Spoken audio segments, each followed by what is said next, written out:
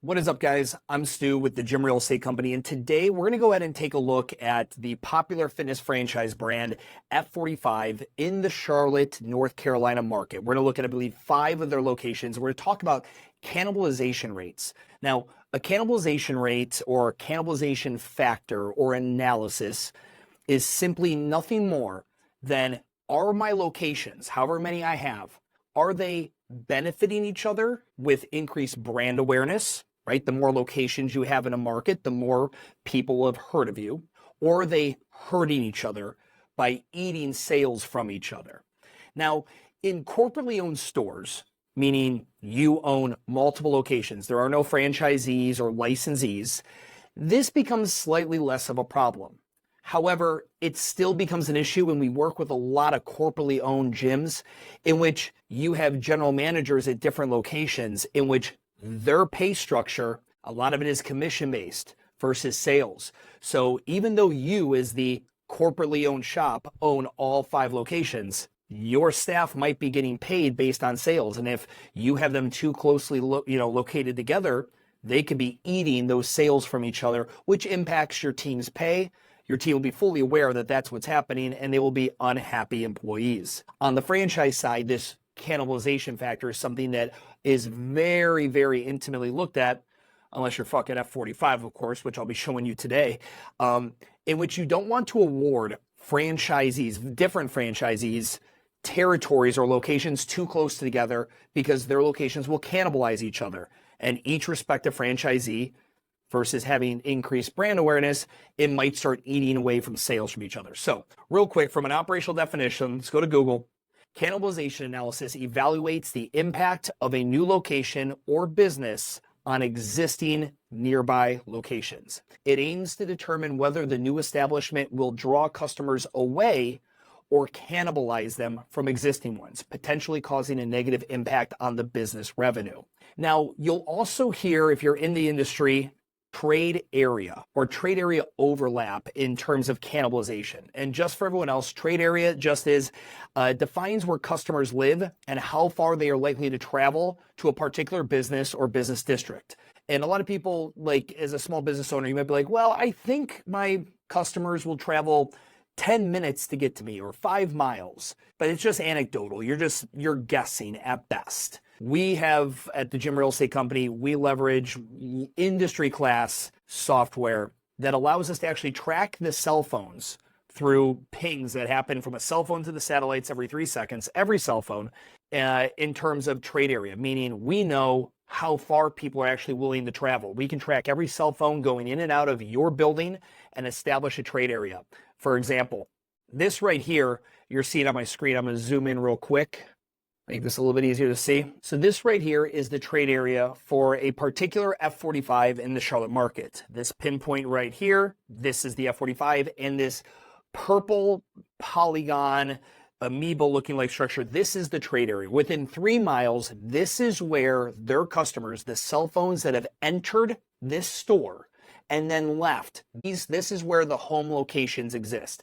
We can take it from home locations to work locations. We can do it within larger mile radius if we want to see how far out it'll go. But this is a trade area. We know this is data-driven evidence that this is as far as people are willing to travel for this particular business. And we can do this for any business in the US. So trade area overlap is something that we have to really consider. Are 2 locations, are there trade areas too far overlapping? Now, it all depends, right? If you're talking about a major metropolitan area, you can have 2 locations that are 10 blocks apart, overlapping too far. It might be too much overlap. Whereas if you go out to a more suburban or rural market, you could see 10 miles in between 2 locations, and that could be too much overlap.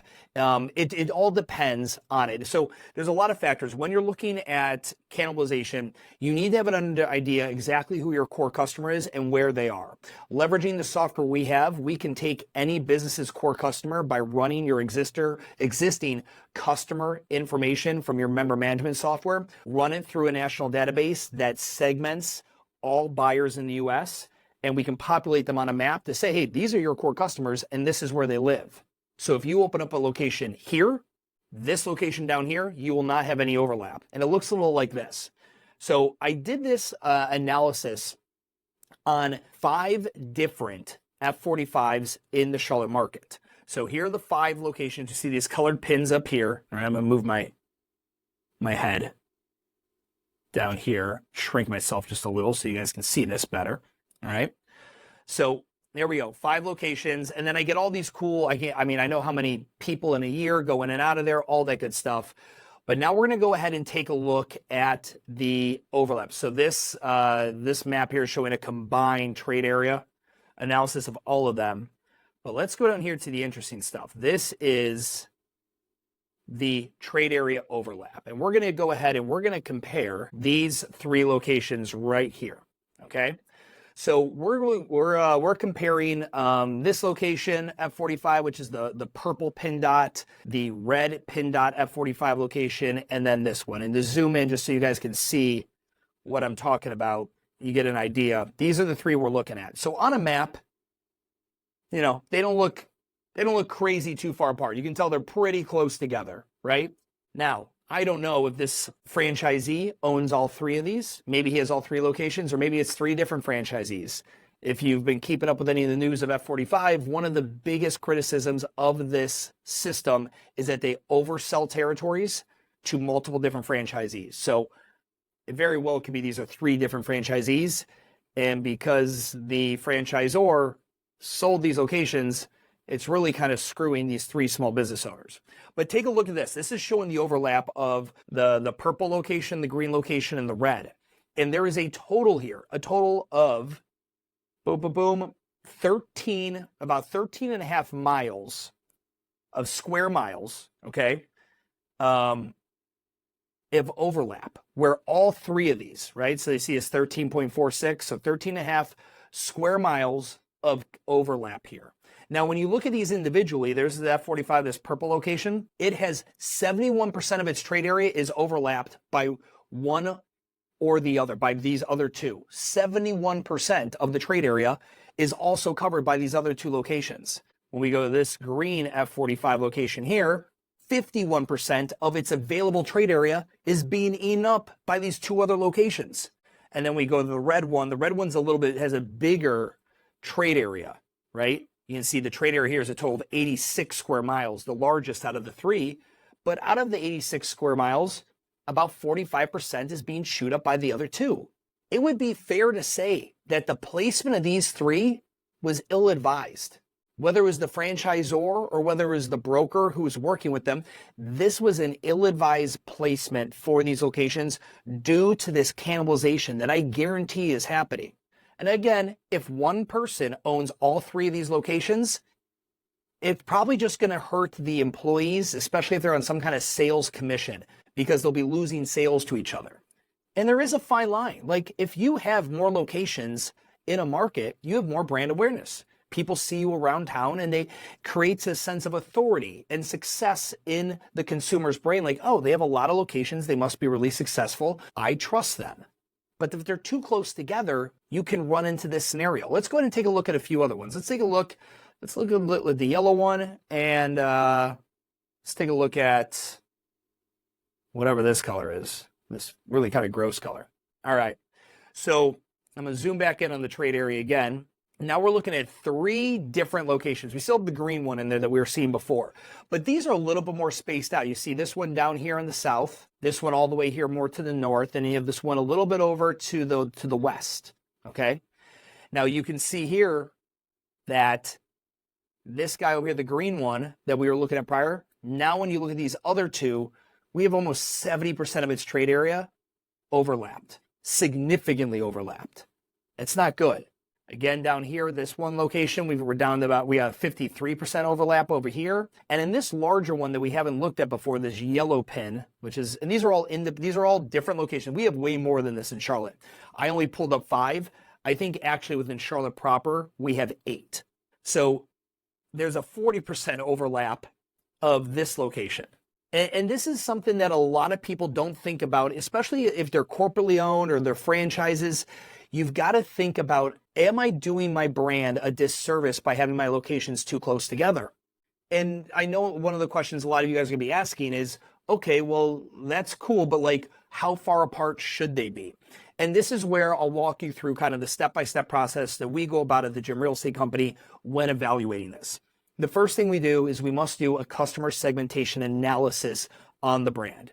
We take that brand's existing customer database or the foot traffic data, we run it through an encrypted system that will produce for us a core customer. It breaks this core customer down in geographics, location, demographics, age, race, gender, all that, psychographics, right?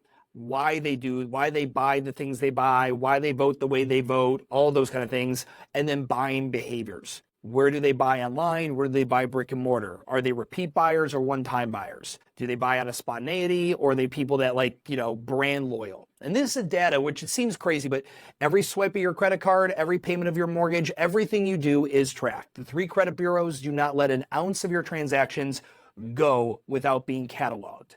And software licenses like the ones that we pay for, we pay a lot for, will allow us access to this data so that we can help our clients with site selection. But that's the first step, is identifying who your core customer is through actual data, not, the small business anecdotal. I think my customer is 25 to 55 and lives within 10 miles of my building or my business. And some of them have kids, right? We're going to go with actual data. Once we have that core customer, we then map the core customer and create and evaluate your trade area. We're able to establish your core customer and your trade area. Then we go ahead and map out potential sites for your second or additional location, and we compare and contrast.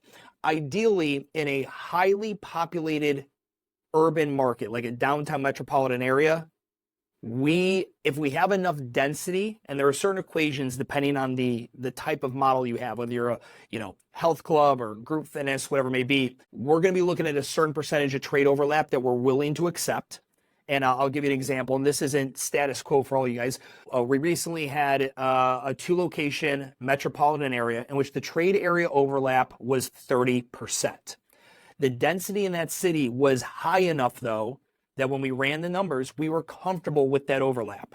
We felt confident it was enough overlap for good brand awareness and increased brand awareness, but not enough that it was going to cannibalize the sales of the 2 locations. Whereas you could go into different markets with different core customers, and that 30% might be too much. Maybe the population and density isn't as high, so that 30% hurts a little bit more. Again, it's a case-by-case basis. I wish I had, here are the numbers and don't exceed this percentage, but it's not that easy.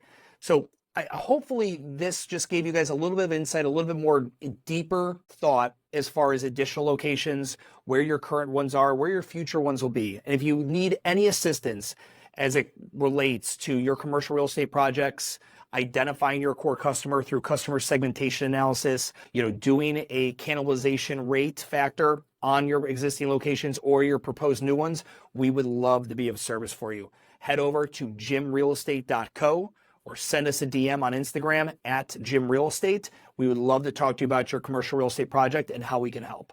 Thanks for watching the video.